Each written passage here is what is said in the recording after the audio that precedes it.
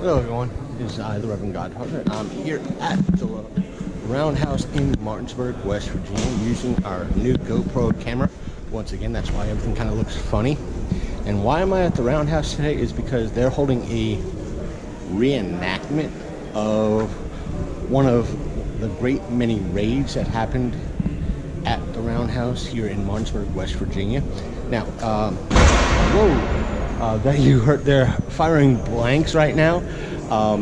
One of these years we're going to have to pay the fee so we could fire one of those blanks, and hopefully we'll get it on camera, so we'll share that when we're able to do that, probably next year. Now, warning, you might see some imagery here that is nowadays quite possibly considered far right or extreme right, and might trigger some of you because of how it is part of our historical aspect, which means you might see kind of the what's considered the rebel flag, or the Confederate flag.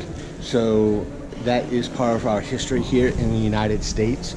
Please do not get triggered. It's part of the reenactment to be as historically accurate as we can. So I'm going to take you around.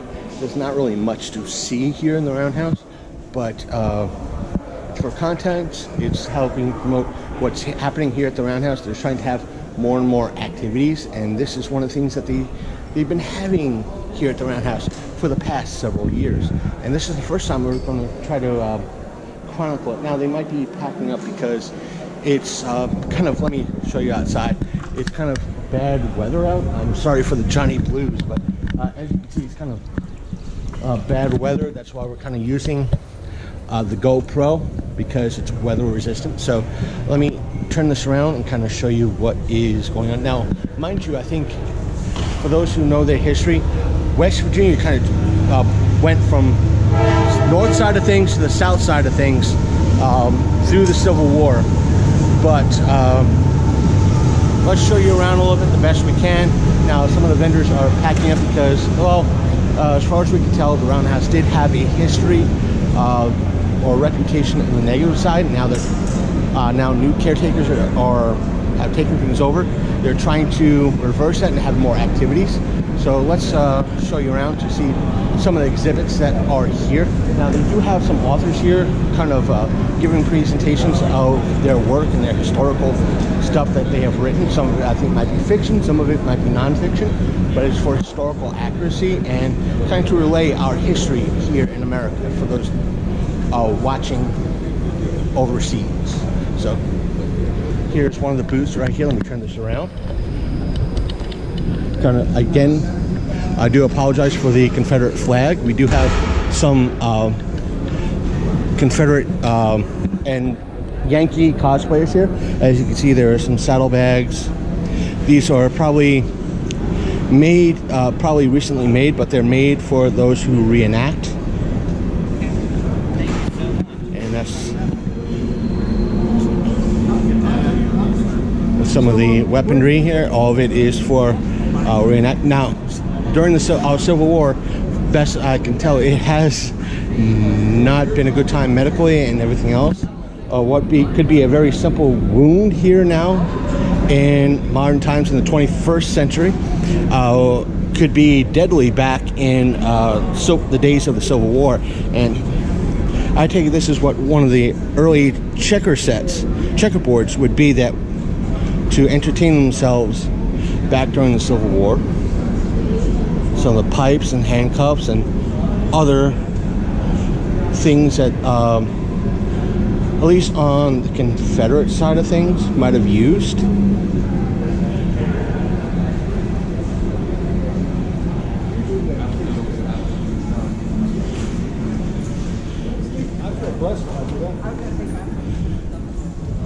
And you gotta figure their version of camping is way different than what we now think of camping as in maybe luxurious. I guess this is what some of the cannons, and let's get a little bit of a closer look.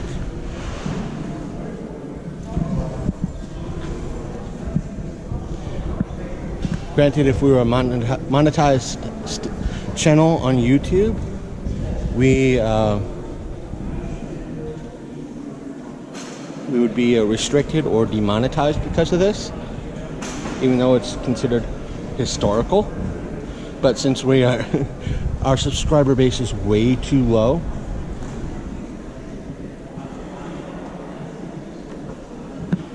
And, there's a booth concerning.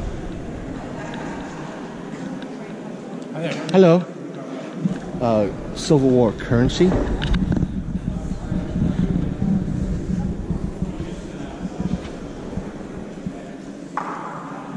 Yeah, you might hear me state or the name I actually go by, my legal name, but let's get a better look at some of the displays here for all of you.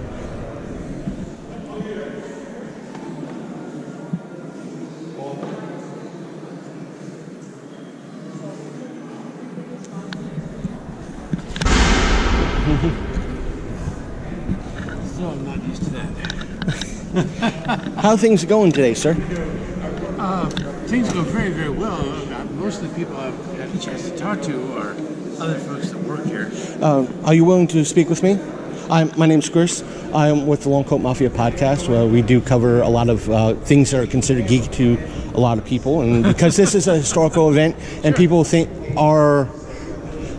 consider war reenactment in American history as their form of geek, can you tell us about what your presentation here is today? Of course. Basically, it's all about how the Civil War profoundly transfigured our money and our banking, and it's reflected in a number of different things that you can see here. This, for example, is a representation of all the different forms of currency and money that was circulating during the war. Many of them ended during the war, such as all these wonderful tokens that were produced privately through 1864. But a lot of folks don't realize all the many things that continued after the war, including our paper money, which was initially just a wartime measure. But to this day, we have federal greenbacks and the Internal Revenue Service, Secret Service, and the Mutilated Currency Department all were created because of the Civil War and exist to this day. So there are a lot of things that you can talk about. Also, the fact that there was an immense amount of counterfeiting, which we flooded the South with. The North flooded the South with fake money, which of course created a lot of inflation. So that by the end of the war, paper money in the South was worth nothing. As a matter of fact, in the official records of the Confederacy, when the war ended and the Confederacy was at its last days, they burned the last $600 million worth of paper money and treasury notes in Georgia 5 days before Jefferson Davis was captured.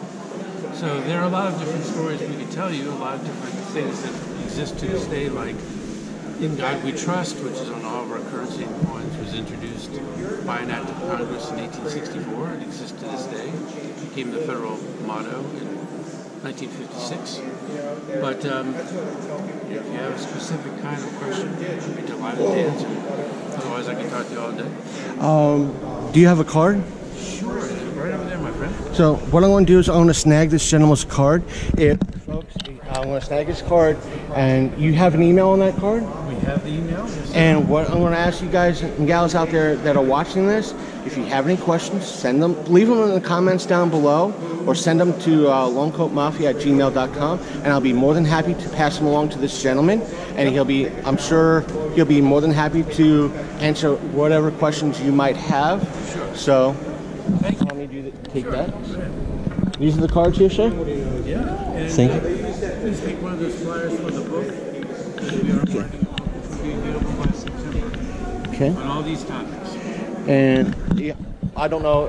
The mic usually is mics on GoPros are not that bad. He said he's developing a book, which I'm sure it will be available on Amazon.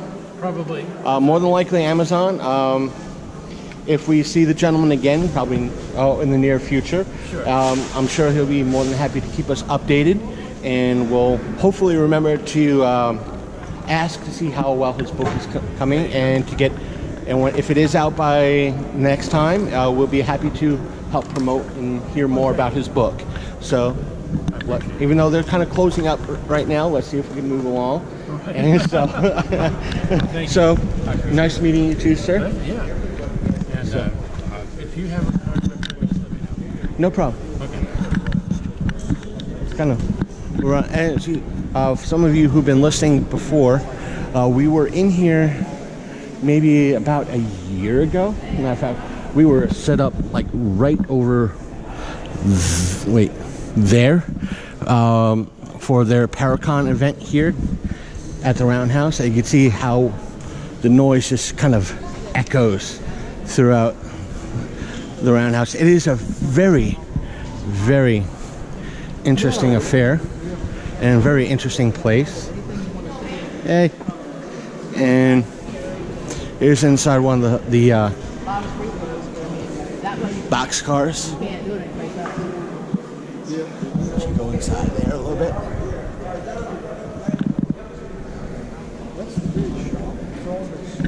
The Roundhouse, I guess one of the not so much old school plans, but now folks, they're kind of revamping this and trying to make it a little bit better. Again, they're trying to hold more events here at the Roundhouse for all of you, so, and have more events, kind of fix things up so they could have more events. And we're going to try to cover more events here. Now, as I told the director here, I don't mind, if I have the funds, I don't mind paying and supporting the Roundhouse in regards to what they do. Now, they granted me permission to come in and kind of show everybody the event and everything else, because it kind of helps the advertising for them. And I politely told them that I don't mind paying for admission when I have it, but I don't expect anything free. That's one of the things that we here at the show try to do, is support a lot of local events when we can, and we do not wish to be in any way, shape, or form entitled. This is one of the many booths that are here that they kind of selling some of the replica stuff and everything else that you could buy if you're into Civil War merchandise. And this is one of the history of, if you're into Southern history. So, about his raid on the Roundhouse.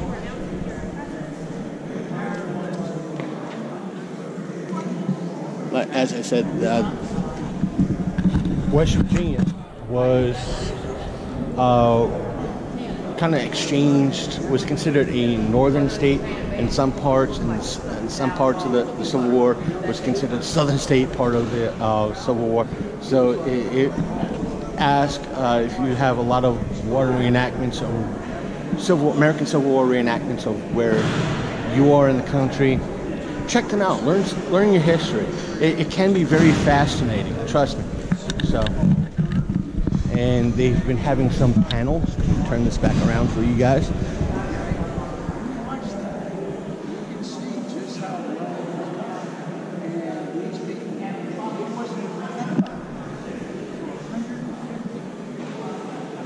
Now,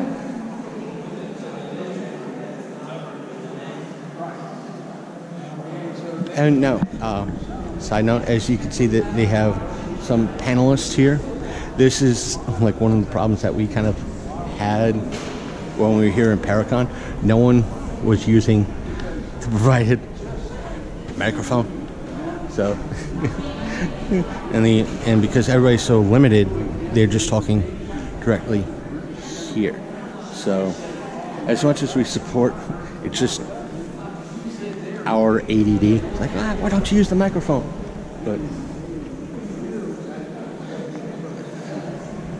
apparently there was a railroad strike in 1877. Part of there's a little bit of the history there. Focus in on that.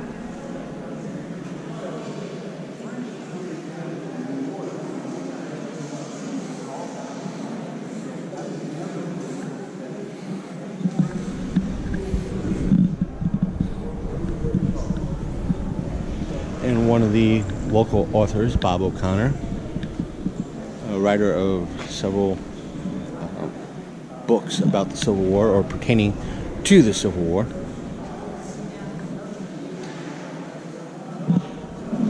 And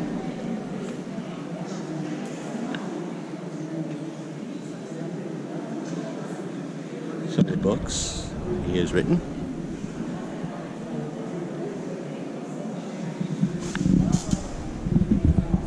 Where you can find him. And here's the gentleman himself, Bob O'Connor. Greetings, Bob. Mr. Chris, how are you? Just capturing stuff for some of my YouTube channel. And since you are one of the authors here today, can you tell me something about the books that you have written in the past in regards to the Civil War? I've written 15 books, all on the Civil War, and I try to write about local books. So all my books have some kind of local connection to them. So they're either I wrote a book about Harriet Lane, this book here. She was the niece of James Buchanan, and all her Lane family lived in Jefferson County, and they lived in Shepherdstown and Charlestown. So, you know, I tend to, you know, write about the local people. So that's all I do. I'm retired. I'm a full-time author. So it's pretty and cool. Folks, you can find his books there, BobO'ConnorBooks.com, and I'm sure Amazon as well. Amazon as well, yep. So just do a search for Bob O'Connor, and this is what, as he said he's written, what, 15 books? 15 books now, yep. Yeah. So check him out, support a local author here in Martinsburg. And as you hear, the booms are from one of the reenactors. The cannons here today that we did, and we're just trying to document the event for the Roundhouse. And again, we thank them for letting us in today. In regards to this, we can't give them enough credit. We pretty much kind of covered everything out, and we wish Bob earlier today that he hope he, even though the day's almost over here at the Roundhouse, that he had a very productive weekend. Yep. So I did. Thanks, Chris. So I'm going to probably end this video. So our information's in the description, and we'll probably link Bob O'Connor, and put his link in the description as well. So if you're interested in any of his books or want to know more, you can just follow the link in the description down below. And for those of you who are visiting here for the first time, don't forget to click that like button, and I'd say click that notification button, but all of you now know that don't work. So at least try to click that subscribe button, and stay tuned every week for our podcast. Links to the Audible versions down below. So take care.